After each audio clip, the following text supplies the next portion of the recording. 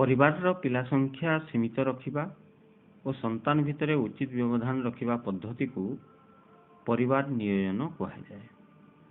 ଭାରତ ସରକାରଙ୍କ ତରଫରୁ 1952 ମସିହା ଠାରୁ ପରିବାର ନିୟୋଜନ ଯୋଜନା କାର୍ଯ୍ୟକାରୀ ହୋଇଛି। ବିଭିନ୍ନ ପ୍ରକାର ପରିବାର ନିୟୋଜନ ପଦ୍ଧତି ରହିଛି। ସେଗୁଡ଼ିକ ହେଲା ସ୍ଥାୟୀ ପଦ୍ଧତି ଏବଂ ଅସ୍ଥାୟୀ ପଦ୍ଧତି। କୌଣସି ଉପାୟରେ ଶୁକ୍ରାଣୁ ଓ ଡିମ୍ବାଣୁର ମିଳନକୁ ରୋକାଯାଇ ପାରିଲେ ଗର୍ଭଧାରଣକୁ ଏଡ଼ାଇ ଦିଆଯାଇପାରେ। ପରିବାର ନିୟୋଜନ ପାଇଁ ବ୍ୟବହୃତ ବିଭିନ୍ନ ପ୍ରକାର ଉପାୟ ଦୁଇ ଭାଗରେ ବିଭକ୍ତ। ସେଗୁଡ଼ିକ ହେଲା ସ୍ଥାୟୀ ପଦ୍ଧତି ଏବଂ ଅସ୍ଥାୟୀ ପଦ୍ଧତି। ପ୍ରଥମେ ଦେଖିବା ସ୍ଥାୟୀ ପଦ୍ଧତି କ'ଣ। ଏହା ହେଉଛି ଏକ ପ୍ରକାର ଅସ୍ତ୍ରୋପଚାର ପଦ୍ଧତି। ଏହି ପଦ୍ଧତିରେ ମହିଳା ବା ପୁରୁଷଙ୍କୁ ବନ୍ଧ୍ୟାକରଣ ଅସ୍ତ୍ରୋପଚାର କରାଯାଇଥାଏ।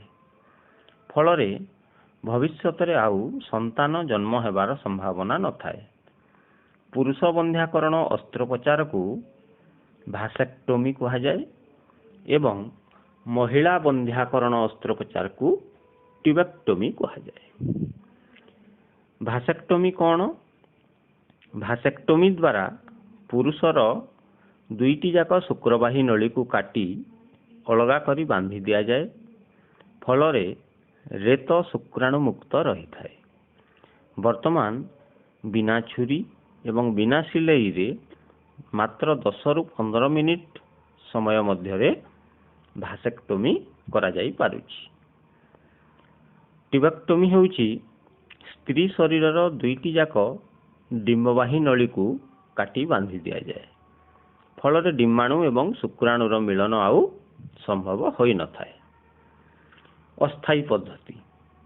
ଭାରତ ସରକାରଙ୍କ ପରିବାର ନିୟୋଜନ କାର୍ଯ୍ୟକ୍ରମରେ ବିଭିନ୍ନ ପ୍ରକାର ଅସ୍ଥାୟୀ ପଦ୍ଧତି ବ୍ୟବହାର କରାଯାଉଛି। ଏହାଦ୍ୱାରା ପରିବାର ନିୟୋଜନ ବିଭିନ୍ନ ସମୟ ପର୍ଯ୍ୟନ୍ତ ପରିଚାଳନା କରାଯାଏ। ସରକାରଙ୍କ ପରିବାର ନିୟୋଜନ ବିଭାଗ ଦ୍ୱାରା ନିଯୁକ୍ତିପ୍ରାପ୍ତ ଆଶାକର୍ମୀମାନେ ପରିବାର ନିୟୋଜନ କାର୍ଯ୍ୟକ୍ରମ ବିଷୟରେ ଲୋକମାନଙ୍କୁ ବୁଝାଉଛନ୍ତି। ତେଣୁ ପିଲାମାନେ ଛୋଟ ଛୋଟ ଦଳରେ ଆଶାକର୍ମୀଙ୍କ ସହିତ ଏ ବିଷୟରେ ଆବଶ୍ୟକ ସ୍ଥଳେ ଆଲୋଚନା ଯଦି କରନ୍ତି ତାହେଲେ ସେମାନଙ୍କ ମନରୁ ସନ୍ଦେହ ଦୂର ହୋଇପାରିବ। ମଣିଷ ଜନନ ସମ୍ପର୍କୀୟ କିଛି ରୋଗ ରହିଛି। ତେବେ ଆସନ୍ତୁ ଜାଣିବା ମଣିଷର ଜନନ ସମ୍ପର୍କୀୟ ରୋଗ ଗୁଡ଼ିକ କ'ଣ କ'ଣ। ମଣିଷ ଜନନ କ୍ରିୟା ମାଧ୍ୟମରେ ଗନୋରିଆ, ସିଫିଲିସ୍, ଏଡ୍ସ ଭଳି ବିଭିନ୍ନ ପ୍ରକାର ରୋଗ ହୋଇଥାଏ। ଆମ ପାଠ୍ୟପୁସ୍ତକରେ ଏଡ୍ସ ରୋଗ ବିଷୟରେ ବର୍ଣ୍ଣନା କରାଯାଇଛି। ଏଡ୍ସ କୌଣସି ପ୍ରକାର ଏକ ରୋଗ ନୁହେଁ। ଏହା ମନୁଷ୍ୟ ଶରୀରର ଏକ ଅବସ୍ଥା ଅଟେ ଯେଉଁଥିରେ ଶରୀରର ରୋଗ ପ୍ରତିରୋଧକ ଶକ୍ତି ଧୀରେ ଧୀରେ ନଷ୍ଟ ହୋଇଥାଏ। ଫଳରେ ଏଡ୍ସରେ ଆକ୍ରାନ୍ତ ବ୍ୟକ୍ତି କୌଣସି ରୋଗର ସଫଳ ପ୍ରତିରୋଧ କରିବାକୁ ସମର୍ଥ ହୁଏ ନାହିଁ। ତେଣୁ ଯେକୌଣସି ରୋଗ ହେଲେ ତାହା ଆଉ ଭଲ ହୋଇନଥାଏ। ଏଡ୍ସର ପୁରା ନାମ ହେଉଛି ଆକ୍ୱାର୍ଡ ଇମ୍ୟୁନୋଡେଫିସିଏନ୍ସି ସିଣ୍ଡ୍ରୋମ। ତାର ଆକ୍ଷରିକ ଅର୍ଥ ହେଉଛି ଅର୍ଜିତ ରୋଗ ପ୍ରତିରୋଧକ ଶକ୍ତି ଅଭାବ ସଂଲକ୍ଷଣ ବା ସମୂହ। ଏଡ୍ସ ବିଷୟରେ ଖବର 1960 ମସିହା ଠାରୁ ମିଳି ଆସୁଥିଲା। କିନ୍ତୁ 1981 ମସିହାରେ ପ୍ରଥମେ ଉତ୍ତର ଆମେରିକାର ନ୍ୟୁୟର୍କ ଏବଂ କାଲିଫର୍ଣ୍ଣିଆ ସହରରେ ଏଡ୍ସ ଆକ୍ରାନ୍ତ ବ୍ୟକ୍ତିଙ୍କୁ ଠାବ କରାଯାଇଥିଲା। 1986 ମସିହାରେ ଆମ ଦେଶର ପ୍ରଥମ ଏଡ୍ସ ଆକ୍ରାନ୍ତ ବ୍ୟକ୍ତିକୁ ଚିହ୍ନଟ କରାଯାଇଥିଲା। ଏହା ପରଠାରୁ ଏଡ୍ସରେ ଆକ୍ରାନ୍ତ ବ୍ୟକ୍ତିଙ୍କ ସଂଖ୍ୟା ପ୍ରତିବର୍ଷ ଧୀରେ ଧୀରେ ବୃଦ୍ଧି ପାଇବାରେ ଲାଗିଛି। ଏଡ୍ସକୁ ନିୟନ୍ତ୍ରଣ ରଖିବା ପାଇଁ କୌଣସି ନିର୍ଦ୍ଦିଷ୍ଟ ଔଷଧ ନଥିବାରୁ ଏହା ଚିନ୍ତାର କାରଣ ଅଟେ। HIV। ଏଡ୍ସର ଖଳନାୟକ ହେଉଛି ଏକ ଭୂତାଣୁ। ଏହି ଭୂତାଣୁର ନାଁ HIV ଅଟେ। HIVର ଫୁଲ୍ ଫର୍ମ ହେଉଛି ହ୍ୟୁମାନ୍ ଇମ୍ୟୁନୋଡେଫିସିଏନ୍ସି ଭାଇରସ୍। ଅନ୍ୟ ଭୂତାଣୁ ପରି ଏହାର ଶରୀର ଗଠନ ଅତି ସରଳ ଅଟେ। ମୁଖ୍ୟତଃ ପୁଷ୍ଟିସାରରେ ଗଠିତ ଖୋଳପା ମଧ୍ୟରେ ଭୂତାଣୁର ଆନୁବଂଶିକ ପଦାର୍ଥ ବା ଜେନେଟିକ୍ ମେଟେରିଆଲ୍ସ ରହିଥାଏ। ଏହା ହେଉଛି RNA। RNA ଥିବା ଭୂତାଣୁମାନଙ୍କୁ ପଶ୍ଚ ଭୂତାଣୁ ବା ରେଟ୍ରୋ ଭାଇରସ୍ କୁହାଯାଏ। ଏଡ୍ସର ରୋଗ ପ୍ରକ୍ରିୟା। ଆମ ରକ୍ତରେ ଥିବା ଶ୍ୱେତ ରକ୍ତ କଣିକା ଗୁଡ଼ିକ ଆମ ଶରୀରକୁ ବାହ୍ୟ ସଂକ୍ରମଣରୁ ରକ୍ଷା କରନ୍ତି, କିନ୍ତୁ ଏଡ୍ସ ଆକ୍ରାନ୍ତ ବ୍ୟକ୍ତିଙ୍କ ଶରୀରରେ ଟି ଲିମ୍ଫୋସାଇଟ୍ ନାମକ ଏକ ପ୍ରକାର ଶ୍ୱେତ ରକ୍ତ କଣିକା ସଂଖ୍ୟା ଦ୍ରୁତ ଗତିରେ କମିଯାଏ। ଫଳରେ ସେମାନଙ୍କଠାରେ ମାସାଧିକ କାଳ ଜ୍ୱର ଲାଗି ରହେ। ସେହିପରି ଝାଡ଼ା କାଶ ମଧ୍ୟ ବରାବର ଲାଗି ରହିଥାଏ। ଶ୍ୱାସତନ୍ତ୍ର ଏବଂ ସ୍ନାୟୁତନ୍ତ୍ରରେ ମଧ୍ୟ ବିଭିନ୍ନ ପ୍ରକାର ସମସ୍ୟା ଉପୁଜିଥାଏ। ବ୍ୟକ୍ତିର ଓଜନ ହ୍ରାସ ପାଇଥାଏ।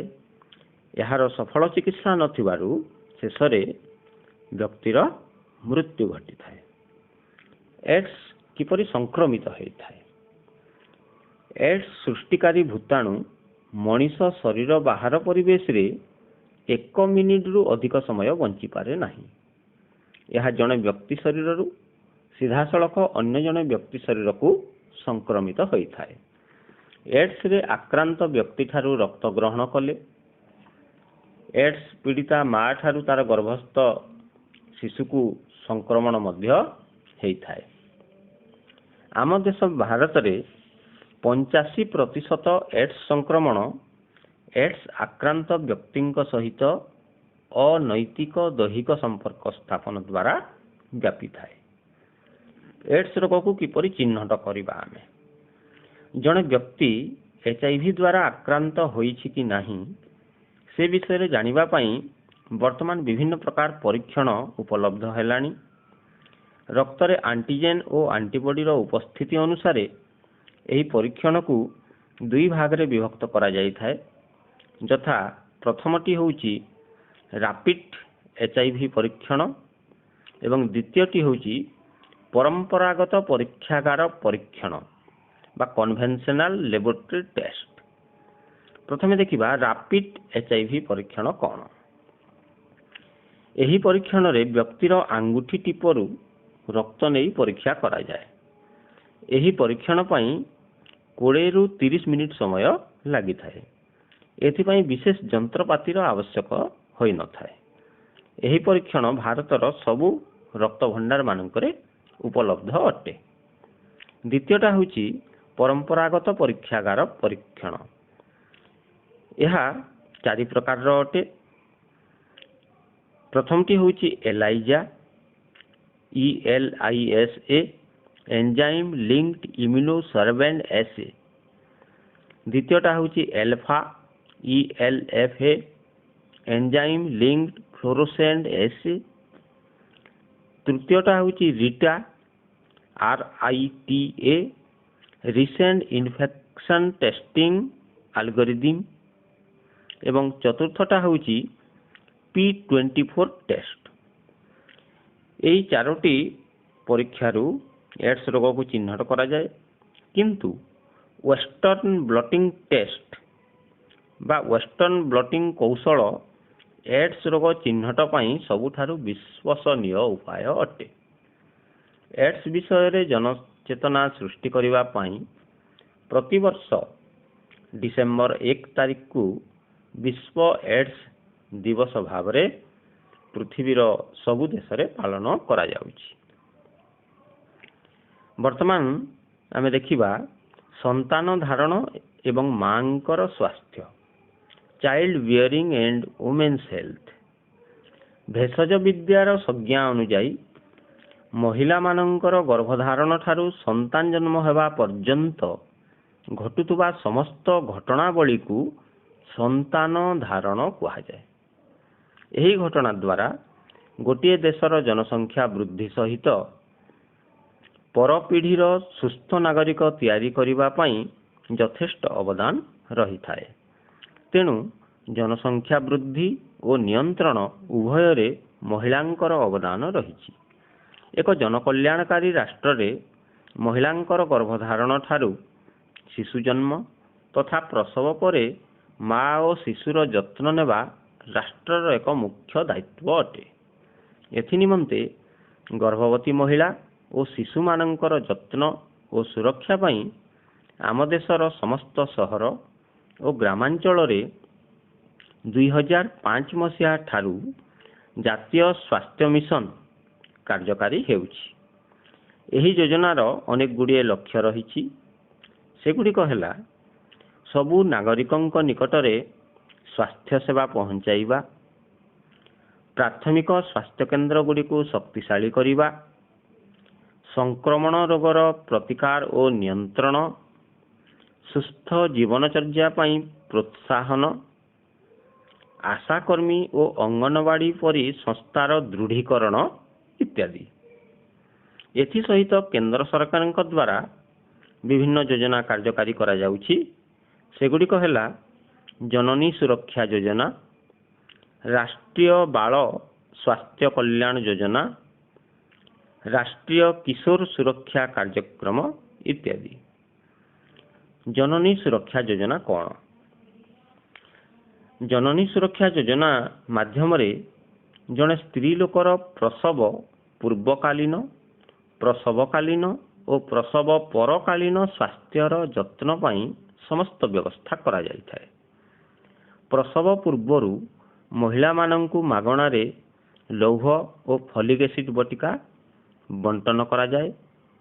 आसन्न प्रसवा महिला प्राथमिक स्वास्थ्य केन्द्र बा जिला डाक्तरखाना रे प्रसव कराइबा पई सरकारक तरफ मागणारे आंबुलांस व्यवस्था करा जायछि।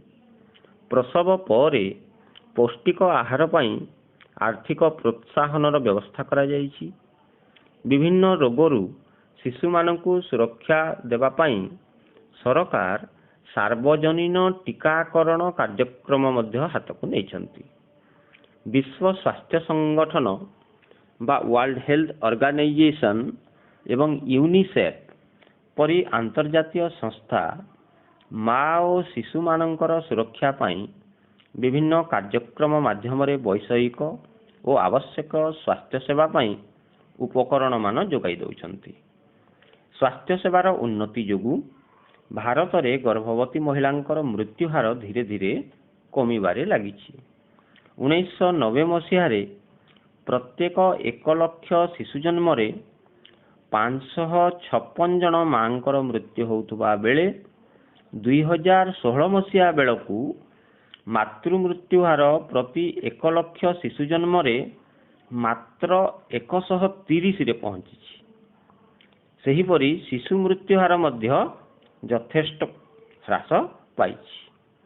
यह भारतर अंतर्जातीय स्तर रे एक बृहत सफलता अटे। धन्यवाद।